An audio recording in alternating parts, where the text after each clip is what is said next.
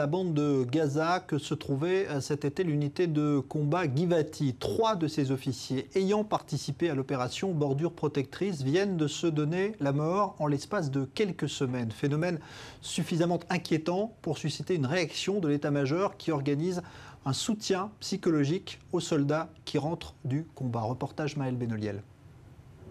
Un drame qui brise le tabou.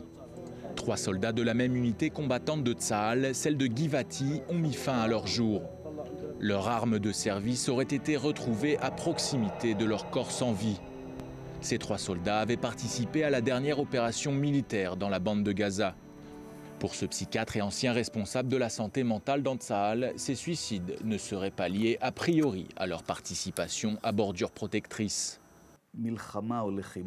La guerre, le combat ne sont pas des causes de suicide. Je ne me souviens pas d'un tel cas dans toute ma carrière. Donc il vaut mieux attendre les résultats de l'enquête afin de comprendre ce qu'il s'est passé, car dire que des soldats se sont suicidés parce qu'ils ont combattu à Gaza me paraît tout simplement illogique. En revanche, il est possible que, et là j'émets juste une hypothèse car je ne connais pas les détails de ces dossiers et qu'il vaut mieux attendre les résultats d'enquête, qu'il existe un phénomène de suicide par imitation.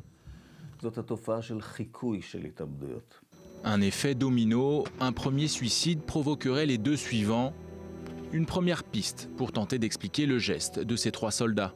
Pourtant, en 2006, Tsahal a mis en place un programme de prévention des suicides qui aurait permis de réduire de 70% le nombre de suicides dans l'armée, avec la mise en place d'un centre d'appel d'urgence. Mais ici, à Iran, depuis la fin de l'opération Bordure Protectrice, on constate une nette augmentation des appels. Bien sûr qu'une opération militaire comme Bordure Protectrice peut laisser des traces. Nous recevons des milliers d'appels à l'aide par an ici, des centaines par mois, et pendant Bordure Protectrice, il y a eu une augmentation des appels à l'aide de la part des soldats en service ou des soldats réservistes.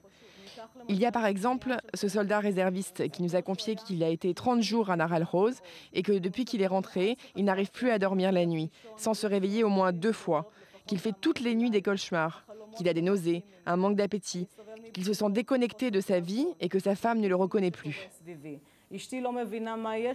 Un stress post-traumatique qui entraîne des troubles et qu'il est important d'identifier au plus tôt.